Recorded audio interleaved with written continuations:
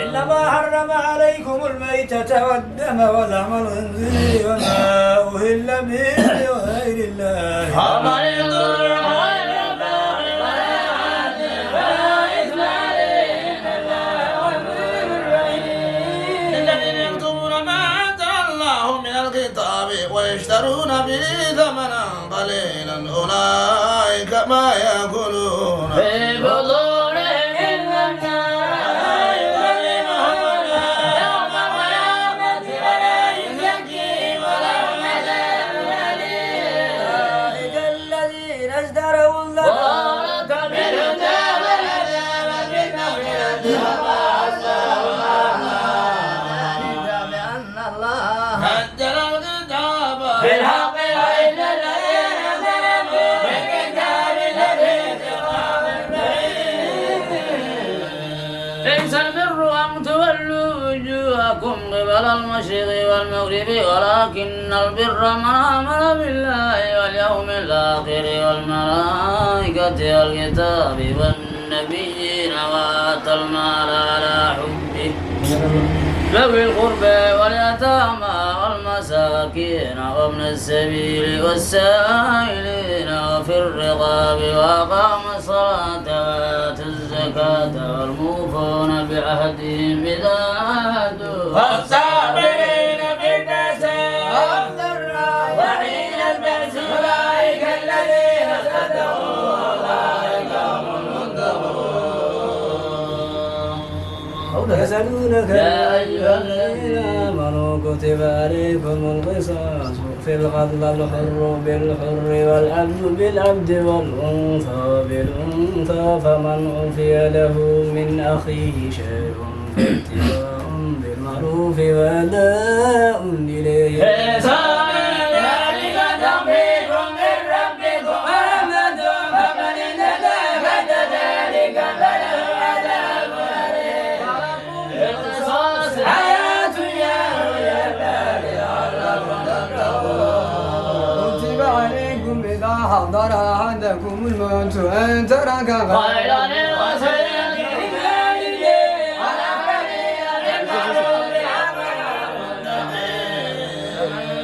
بدله بعدما سمعه فإنما يدعو الذين يبدلونه إن الله سميع عليم. ومن خاف من موص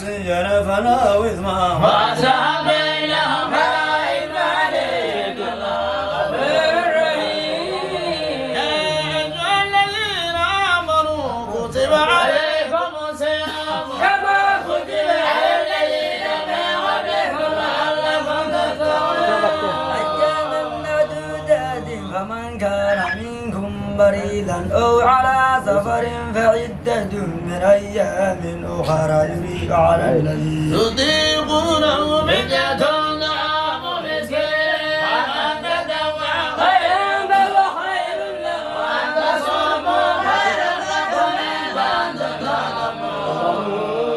شهر رمضان الذي أنزل فيه القرآن هدى للناس وبينات من الهدى والفرقان فمن شهد منكم الشهر فليصمه ومن كان مريضا أو على سفر فعدة من أيام أخرى يريد الله بكم اليسر ولا يريد بكم العسر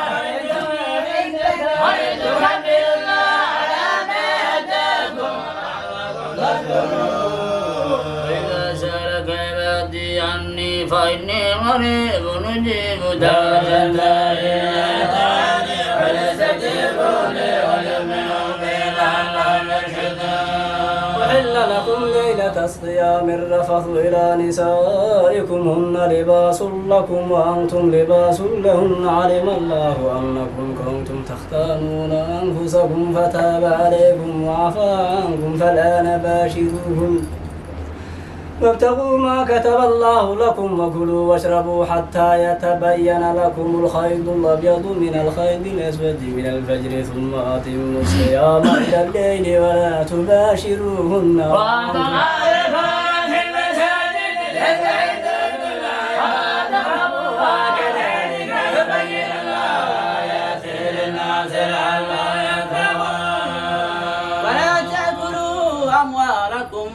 يأتونكم بالباطل وتدلوا بها هي الأرقام لتكون فريقا من أموال الناس بما تعلمون يسألونك عن الأهلة قل هي مواقيت للناس والحج فليس البر بأن تأتوا البيوت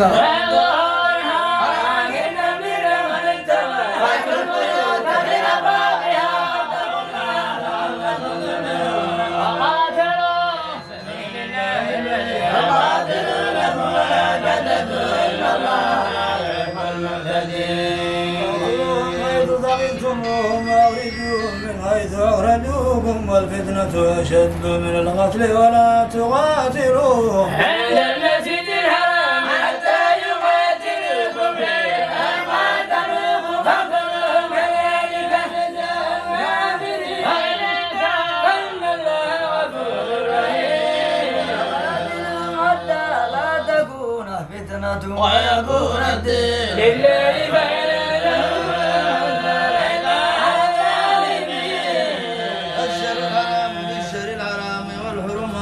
قصاص فمن اعتدى عليكم فاعتدوا عليه مثل ما اعتدى عليكم واتقوا الله واعلموا أن الله متقين وأنفقوا في سبيل الله ولا تلقوا بأيديكم إلى التهلكة وأحسنوا إن الله يحب المحسنين وأتموا الحج والعمرة لله فإن أحصرتم فما استيسر من الهدي ولا تحلقوا رؤوسكم حتى يبلغ الهدي محله فمن كان منكم مريضا أو به أذى من رأسه ففدية من صيام أو صدقة أو نسك فإذا أمنتم فمن تمتع بالعمرة إلى الحج فما استيسر من الهدي فمن لم يجد فصيام 3 أيام في الحج و7 إذا رجعتم تلك عشرة كاملة ذلك لمن لم يكن حاضر المسجد الحرام حتى والله واعلموا أن الله شديد العقاب الحج أشهر معلومات فمن فرض فيهن الحج فلا رفث ولا فسوق ولا جدال في الحج وما دخلوا بخير يعلم الله وتزودوا فإن خير زاد التقوى ليس عليكم جناح أن تبتغوا